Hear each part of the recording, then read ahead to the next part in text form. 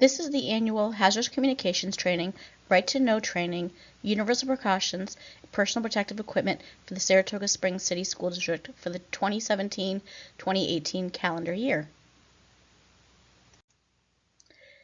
This training will cover the required topics of the Federal Hazardous Communications Standard, the New York State Right to Know Law, the Federal Universal Precautions Training, and the Federal Personal Protective Equipment requirements. In this training, we will discuss Hazardous Communications Standard and GHS, the Hazardous Communications Standard and New York State laws, employee and employer rights and responsibilities, the basics of hazardous chemicals and toxicology, the content inventory of material safety data sheets and safety data sheets, container labeling requirements, safe handling and emergency procedures, universal precautions, and then we will discuss district-specific information. The intent of this program is to disclose to employees the potential for exposure to toxic substances. The result of this exposure may be immediate or may not be realized for many years or even generations. Employees have an inherent right to know about the known and suspect chemical hazards that may result from working with toxic substances, so they can make a more knowledgeable and reasonable decision with respect to any personal risks for their employment and the need for corrective action. Therefore, the intent of the Hazardous Communication Right to Know training is to ensure that employees be given information concerning the nature of toxic substances in which they work and full information concerning the known and suspect health hazards of such toxic substances. Your employer is committed to providing a safe work environment. This training will also cover universal precautions and personal protective equipment. Your right to know became your right to understand with the Hazardous Communication Standard adoption of the Globally Harmonized System, GHS, for classification and labeling of chemicals. According to the Occupational and Safety Health Administration, OSHA, the GHS system benefits workers by reducing confusion about chemical hazards in the workplace, facilitating safety training, and improving understanding of hazards. The GH system requires manufacturers to label and create safety data sheets, formerly called material safety data sheets, that are meant to be easier to read and understand. The revision to the federal OSHA Hazardous Communication Standard was aligned with the GHS system that is being used internationally. All employers must provide information to their employees about the hazardous chemicals to which they're exposed by means of the Hazardous Communications Program, through labeling and other forms of warning, material safety data sheets, information, and training. The Hazardous Communications Standard is a federal OSHA regulation. The Right to Know law is more stringent than the Hazcom standard and is applicable to employers and employees in New York State. For example, the Right to Know law requires annual training. The overall intent of Right to Know legislation is to provide employees with information about the known and suspect health hazards that may result from working with toxic substances. All employees have rights on the jobs. These include having access to information including Hazcom written plans, inventories, and SDS sheets, making photocopies of that information to keep on hand in your department, being informed of the hazardous products used in your job, and being able to review chemical inventories. Be informed of the potential for hazardous ingredients found in the products that you will be working with. Be informed of any hazards associated with overexposure to those ingredients. Be informed of the specific proper procedures for handling your products containing potentially harmful ingredients. Being provided protective gear, ventilation, and proper equipment. All employees have the right to refuse to work with a toxic substance if they have not been provided with any of the above information upon request. In the event that the employer does not possess the SDS for a specific substance for which good faith has been made an effort to secure, the employee and employer must agree on safe work practices. Employees have the right to file a complaint with the New York State Department of Labor as a last resort. The employee should first try to solve the problem with the school district before filing a complaint. You also do have the right to be protected from discrimination as a result of using your rights under the Hazardous Communication Standard. What is considered a toxic substance? A toxic substance is defined as any substance which is listed in the National Institute of Occupational Safety and Health Registry of toxic effects of chemical substances or has acute or chronic health effects. This registry lists over 85,000 toxic chemicals. The Hazcom standard covers all substances that are potentially harmful or hazardous and is not limited to substances that are toxic. For example, a particular substance may not be toxic, but it may be flammable, explosive, or reactive when in contact with certain conditions or with certain other chemicals. Hazardous substances may be airborne, liquid, or solid. Chemicals in liquid or solid form could be released into the air when affected by certain conditions, such as heat or pressure, or when they react with other chemicals. Some substances used in your workplace may be toxic. For the most part, those substances are found in very small quantities. However, you should be aware of them and how to protect yourself. There is a list below of some common chemicals that you may see that are listed as actually being toxic. Chemical hazards. Chemicals with physical hazards are those which may threaten your physical safety and may pose one or more of the following hazardous effects: explosions, flammables, self-reactives, pyrophoric, organic peroxides, corrosive to metal, gas under pressure, or in contact with water emit a flammable gas. Chemicals with health hazards are those which may threaten your personal health and may pose one or more of the following hazardous effects: acute toxicity, skin corrosion or irritation, serious eye damage or eye irritation, respiratory or skin sensitization, germ cell mutinization, carcinogens, reproductive toxin, specific target organ toxins, and aspiration hazards. A simple asphyxiant is a substance or mixture that displaces oxygen in the air, causing oxygen deprivation in those who are exposed, leading to unconsciousness or death.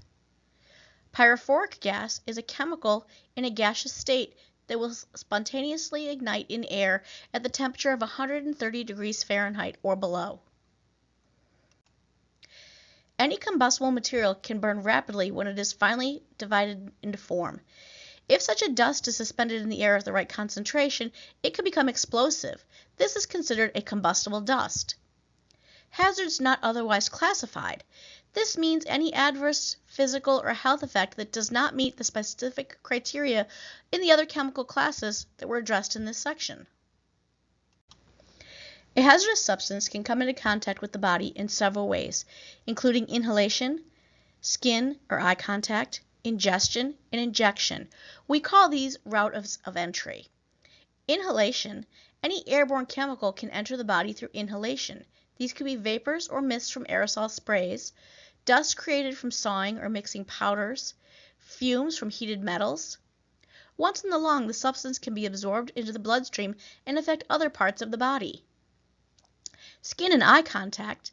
Chemicals in any form can come into contact with the skin and eyes. Some can cause irritation or damage at the site of contact. Others may be absorbed directly through the skin and into the bloodstream, perhaps without being noticed.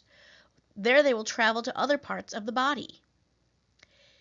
Ingestion.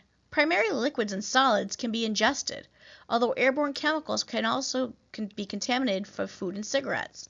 Chemicals should be kept away from food and cigarettes. Hand washing is an effective means of reducing chemical exposures.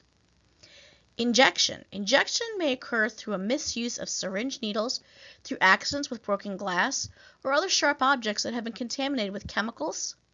Injections can also occur through high-pressure streams of liquid or gas. Injection is not a common route of entry. Health effects are typically categorized as being acute or chronic. In acute health effects, they are the results after a high-level, short-term exposure to a hazardous chemical. Though the health and physical effects may be severe and occasionally permanent, they are usually temporary and heal over a relatively short period of time. A chronic health effect is the results of relatively low levels of long-term overexposure to a hazardous chemical. The exposure is usually at such a low level that it is not apparent to the affected person. After a period of months, years, or decades of overexposure, the chronic effects manifest themselves into a form of a disease, cancer, or reproductive damage. Some chemicals target specific organs. Target organ effects occur when a chemical primarily affects one organ or system. Some toxic effects are irreversible. Some examples of those include neurotoxins, agents which act on the bloodstream, agents which damage the lungs, reproductive toxins, and eye hazards. Information on toxicity.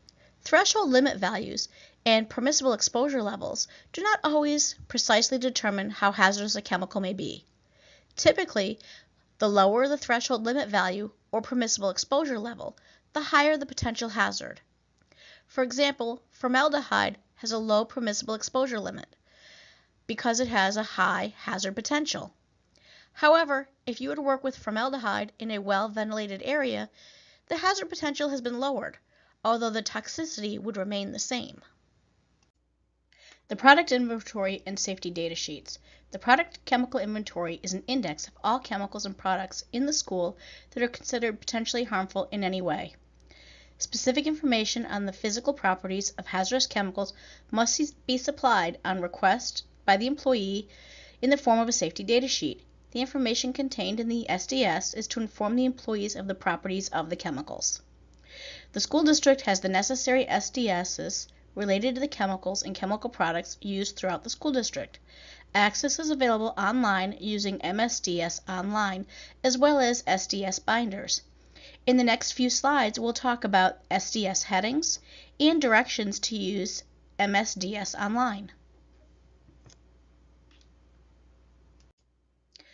When MSDS sheets were converted to SDS sheets, the requirement was that all sheets will be laid out in the same format, making it easier for employees to identify the information that they need in an emergency.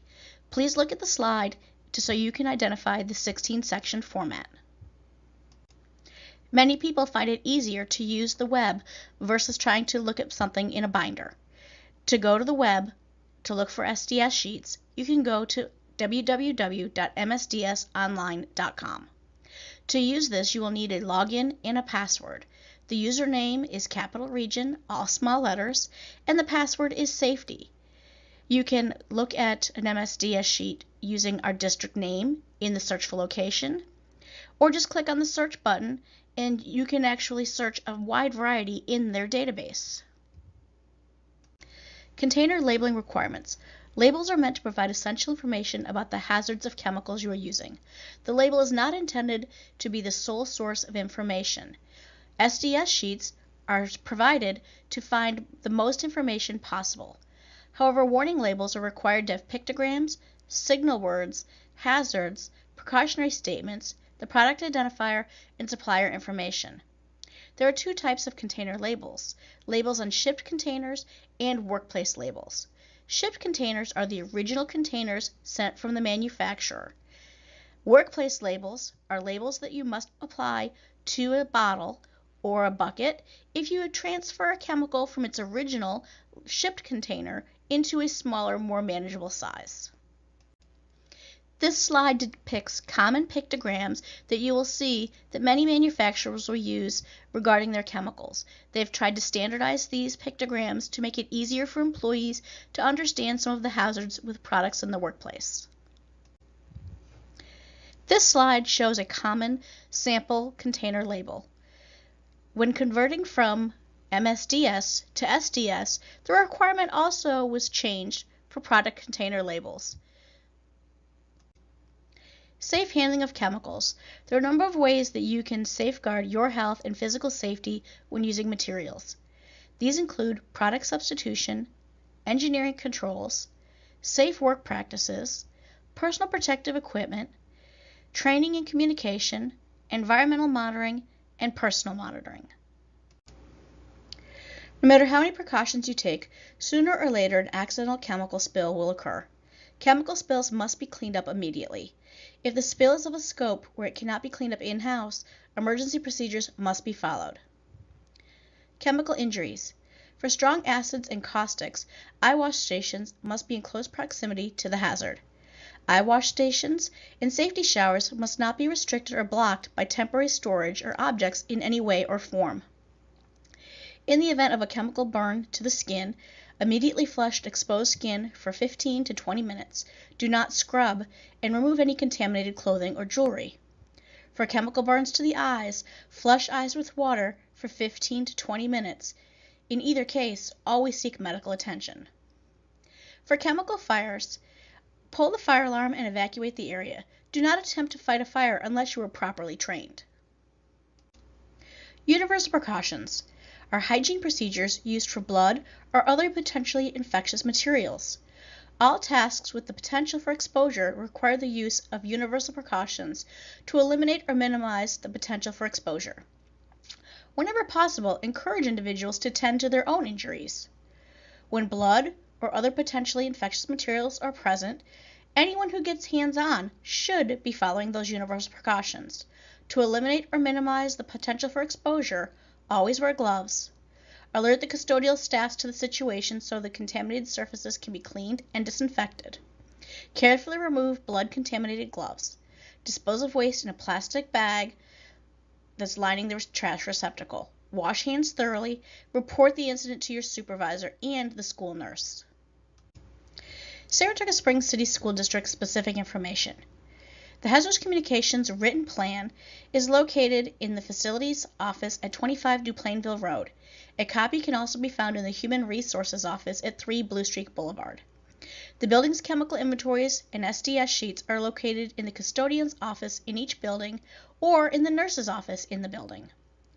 If you have questions about container labeling, please speak to the Director of Facilities and Operations, and they'll ask for the assistance of the safety specialist.